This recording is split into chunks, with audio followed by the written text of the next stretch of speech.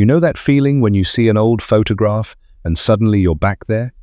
Maybe it's your father standing next to the family car on a Sunday morning, jacket on, proud as anything, because that car meant something. It wasn't just transport. It was proof that things were getting better. For a lot of British families in the late 1940s, that car, the one in the photograph, was an Austin A40 Devon. The car was the Austin A40 Devon. And if you think it was simply a modest family runabout, you have missed one of the most remarkable stories in post-war British motoring history. Here is the surprising truth. This small, understated four-door saloon, priced at around £463, including purchase tax, was carrying the financial hopes of an entire nation on its shoulders. Britain, in 1947, was, quite simply, broke. The country had spent everything it had and everything it could borrow from the Americans fighting the most destructive war in human history. The treasury was in ruins. The government's answer was brutally simple: export or die. The British industry had to sell to the world, and sell fast, to earn the foreign currency needed to keep the lights on. Austin's chairman, Leonard Lord, understood exactly what was at stake. The A40 Devon was not just a car, it was a lifeline. Over the next few minutes, we are going to go through this car properly, its engineering, its history, the numbers behind it, the compromises that were made, and why, more than 70 years later, it still deserves to be remembered as one of the most important British cars ever built. Section 1. The world Austin was building for. Before we talk about the car itself, you have to understand what Britain looked like in 1947, because without that context, the A40 Devon makes no sense at all. Petrol rationing, which had begun in 1939, was still in force. It would not end until May 1950. That single fact shaped every decision Austin made about this car. There was no point building something thirsty. Fuel economy was not a selling point. It was a survival requirement for the buyer. Steel was rationed too, and the government allocated it almost exclusively to manufacturers who could prove they were exporting the bulk of their output. By mid-1947, the government had raised the industry-wide export quota to 60% of total production. By 1950, that figure would reach approximately 75% of all British passenger cars built. 75%. Nearly every car rolling off the line at Longbridge was destined for a ship. This is why, of the first 30,000 A40 Devons to leave the factory, just 1,000 were allocated to the home market. Think about that for a moment. 1,000 cars for a country hungry for new wheels after years of war. The domestic waiting list ran for years, and black market profiteering flourished almost immediately. In 1948, the Daily Mirror reported that a used car dealer on Warren Street in London was charging £900 for a new Devon, nearly double the official price. The government had even introduced a so-called covenant requiring new car owners to sign an agreement that they would not sell their car within 12 months of purchase, just to clamp down on the spivs. That is the world the A40 Devon was born into. Section 2. The engineering old and new in the same package. Austin's engineers at Longbridge had an interesting brief. They needed a car that was modern enough to sell on the world stage, economical enough to run on rationed fuel, simple enough that owners could service it at home, and robust enough to survive roads that ranged from reasonable British tarmac to the rather more challenging surfaces of Australia and the American Midwest. What they produced was a car that the motoring press at the time described, very fairly, as a mixture of old and new technologies. That is not a criticism, it is an accurate statement of what Austin chose to do. The headline piece of engineering was the engine. The A40 Devon introduced what Austin called the B-Series, a 1,200 cubic centimeter overhead valve inline-4, producing 40 brake horsepower at 4,300 revolutions per minute and 59 pounds-feet of torque at 2,200 revolutions per minute. This was a genuinely modern engine for 1,000 947. The overhead valve configuration was more efficient than the side valve units common in British family cars of the pre-war era, and it proved to be one of the most durable and developable engines British industry ever produced. In various enlarged and improved forms, the B-Series would go on to power MG sports cars, Morris Oxfords, and a generation of British Motor Corporation vehicles well into the 1980s. The A40 Devon was where it all began. The gearbox was a 4-speed manual. Early cars featured a floor-mounted gear lever, which contemporary road testers praised enthusiastically for its positive, smooth action. Later models switched to a column change, a decision that divides opinion to this day, though it reflected the fashions of the era rather than any engineering superiority. The front suspension was a genuine step forward, independent, using coil springs and double wishbones, which was a first for Austin. The press made a point of it, and rightly so. It gave the Devon a noticeably better ride over broken surfaces than its pre-war predecessors. At the rear, however, Austin opted to retain a live axle with semi-elliptic leaf springs. Practical, proven, and inexpensive to build and repair. No surprises there. The brakes were Girling units with 9-inch drums all round. Here is where the old and new description really applied. The front brakes were hydraulically operated, but the rear brakes were mechanically operated. A road test by the Motor magazine in 1948 noted diplomatically that the brakes needed fairly firm pedal pressure. A hybrid system like that was already becoming dated by 1948, and later production cars received full hydraulic operation at both ends, which was a clear improvement. The body itself was all steel pressed construction on a separate chassis. Length was 12 feet and 9¼ inches. Wheelbase was 7 feet and 8½ inches. Dry weight came in at approximately 2,128 pounds. The Devon dispensed with the running boards and exposed headlamps of its pre-war forebears, giving it a genuinely more modern appearance than the cars it replaced, even if the Paris Motor Show press corps in October 1947 registered immediate disappointment at what they considered a conservative design. Colors available included Portland grey and mist green, and an optional sliding steel sunroof could be specified. Section 3. What it was actually like to drive. The Motor magazine's road test in 1948 remains one of the best contemporary accounts we have. The test car, equipped with the optional sliding roof, came in at £505 including taxes. Their figures showed a top speed of 70 miles per hour and a 0 to 60 time of 37.2 seconds. Fuel consumption was recorded at 34.1 miles per imperial gallon. Now, 37 seconds to 60 miles per hour is not going to set any pulses racing today, but you have to consider what it was competing against in 1948, and more importantly, what buyers actually needed from a family car in that era. 60 miles per hour was enough for motorway cruising. Had motorways existed yet, which they did not. The important numbers were the economy figures. 34 miles to the gallon on the road, with reports of up to 40 miles per gallon at a steady 30 miles per hour. On rationed fuel, that range was everything. Austin Memories, a period source, noted that a road-tested Devon, which had already covered 10,000 miles, showed that it would be difficult to improve on it, and that its outstanding quality is its willingness to run smoothly at a cruising speed consistently higher than the size of its engine would lead one to expect. The same source noted that, unless restraint is exercised, the car will tend to maintain 60 miles per hour instead of the 50 miles per hour. That would be more reasonable. That was high praise for a 1,200 cubic centimeter family saloon in 1947. The steering was Kamen Lever-Light, it was reported, but firm at speed.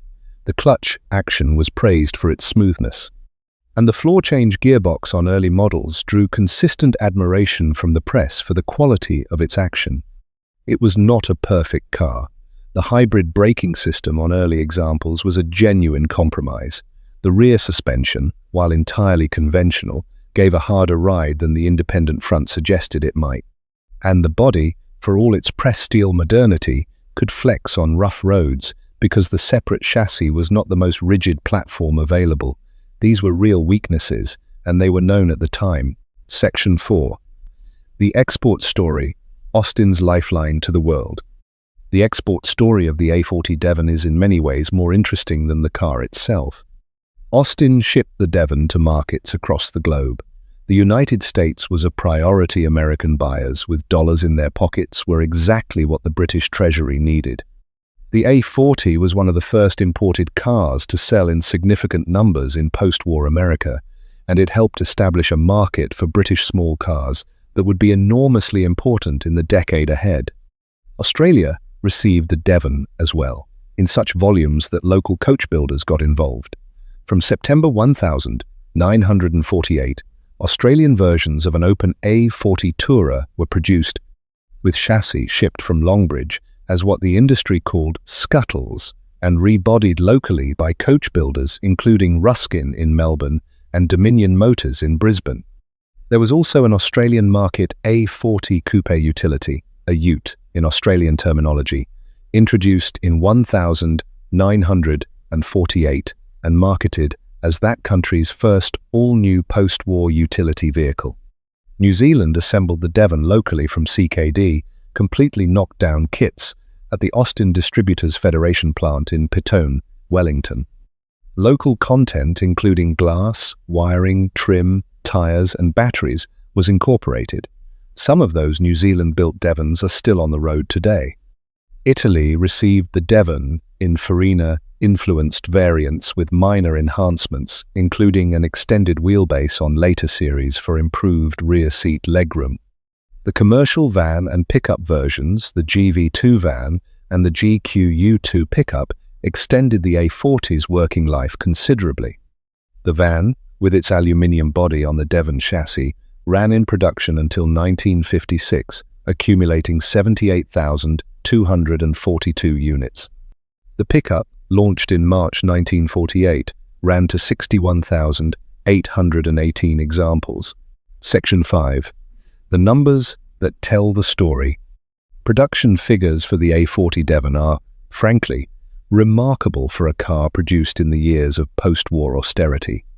The four-door Devon saloon alone accounted for 273,958 units built at Longbridge between 1,947 and 1,952. Add the two-door Dorset, which ran only from 1947 to 1948, before being discontinued in favor of the more popular four-door at 15,939 examples, and the Countryman estate at 26,587 units, and the total across the core of 40 Devon family exceeds 300,000 vehicles. When the commercial van and pickup variants are included, the overall A40 family total reached well in excess of 450,000 units. Wikipedia's figure of more than 450,000 built across the whole family before replacement by the Somerset in 1952 is the figure most consistently cited. The Dorset, the two-door variant, is the rarest of the family today, with just 15,939 built in its brief one-year production run. On price, the base Devon was listed at £392 in 1947 before purchase tax. With tax applied, the figure came to approximately £463, 6 shillings and 2 pence, as documented by Lancaster Insurance's research and reported in the Daily Mirror of 1,948. The optional sliding roof example tested by the motor in 1948 came in at £505, with all taxes included. These are the verified figures. Any figure around £530 you may encounter in period sources likely reflects a slightly different specification or purchase tax calculation for a particular year. For comparison, the average British weekly wage in 1947 was approximately £6 to £7. The Devon, therefore, represented something in the region of 65 to 70 weeks' average wages, a serious but not impossibly large commitment for a family that had spent years without the prospect of a new car. Section 6. The cultural footprint. The A40 Devon appeared in British popular culture almost from the moment it went on sale. The 1949 British crime film, The Blue Lamp, the picture that introduced the character of P.C. George Dixon, who would later become the central figure of the long-running television series Dixon of Dock Green, featured an A40 Devon prominently. For a generation of British viewers, the Devon became quietly associated with the ordinary, decent fabric of post-war British life.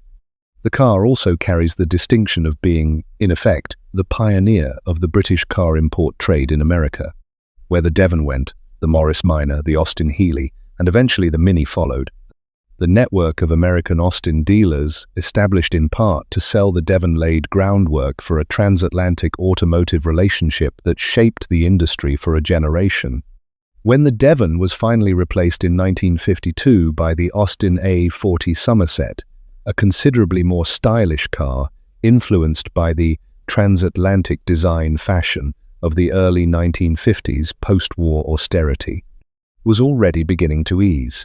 The Somerset's flowing fenders and more modern silhouette reflected a Britain that was slowly beginning to feel the rewards of the hard years.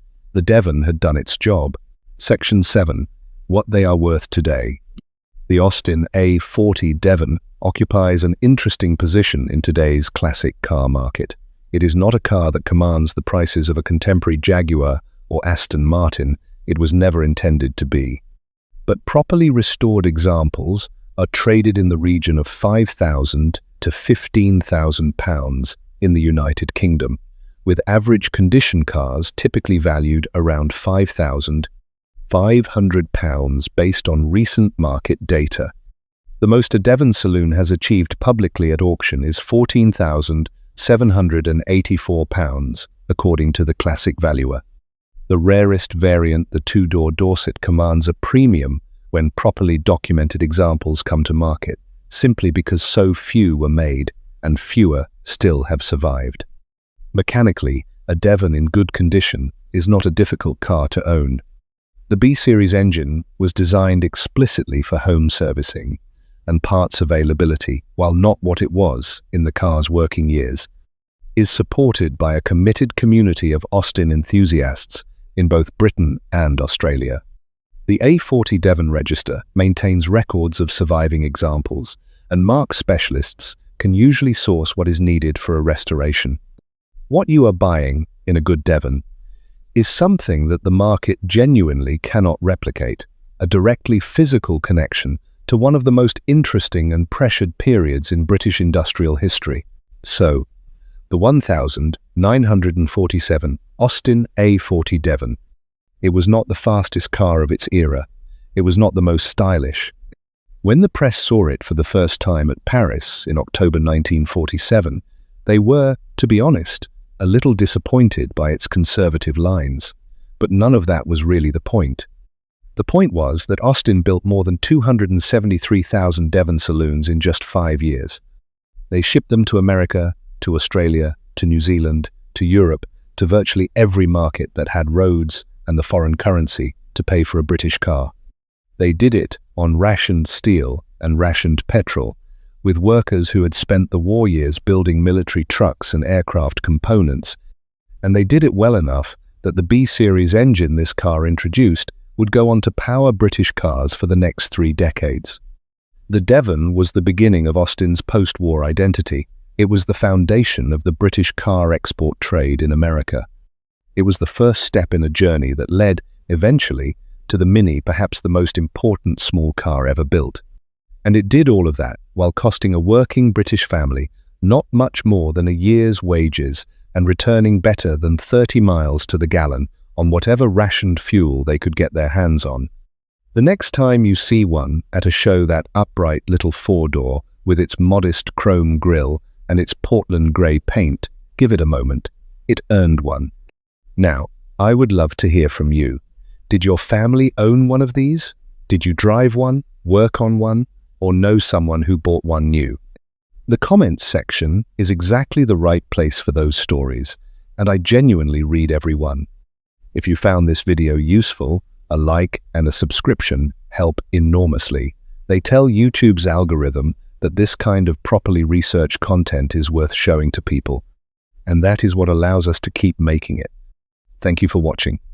I mean that an audience that actually knows these cars is the only audience worth making this for. See you next time.